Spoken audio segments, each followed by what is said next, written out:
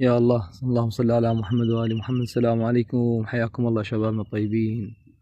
طبعا خبر عاجل، والله العلي العظيم، قسم بالحسين، قسم بذات الله، بشرفي، بعزة نفسي، بالتوراة بالإنجيل، بمن تردون إذا ما تصدقون بمن أحلف لكم. طبعا جاي أذب بنشص بهذا شطنة كبير، زين، جاي أذب شص عند سبنر وفيدر، جاي أذب فأكو هاي القصبة، هاي بالتحديد هاي القصبة. والله العظيم القصب يتحرك، ايش يروح ويرجع.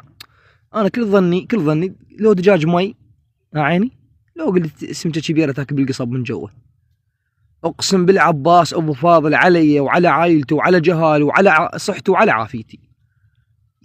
كملت يعني اقوم بعدني، وكان يطلع لك تمساح تقريبا بمتر، وحق الله الفوقاي وداع الشرفي، زين، طلع من انا يمشي اصفر ويجي ينفخ بخشمه. والله العلي العظيم، هاي رابع مرة اشوفه. اول مرة اشوف تمساح هنا بالشط وبالدجيري شفته 3 مرات، وقاص له صورة والله العظيم من بعيد، مصوره يعني فيديو من بعيد، ساحب الفيديو علي وقصيت له صورة على المود لان مو واضح، فراح احط لكم اياها والفيديو شوفوها. اقسم بالله العظيم لا احد يطب يسبح، شبابنا لا احد يطب يسبح، الصيف جاي بالقران الشغله تخوف، لان ذاك اليوم 17 رمضان جانا زود قوي وطبا ويا الزود، لان هاي اول مره اشوف هيك والله العظيم.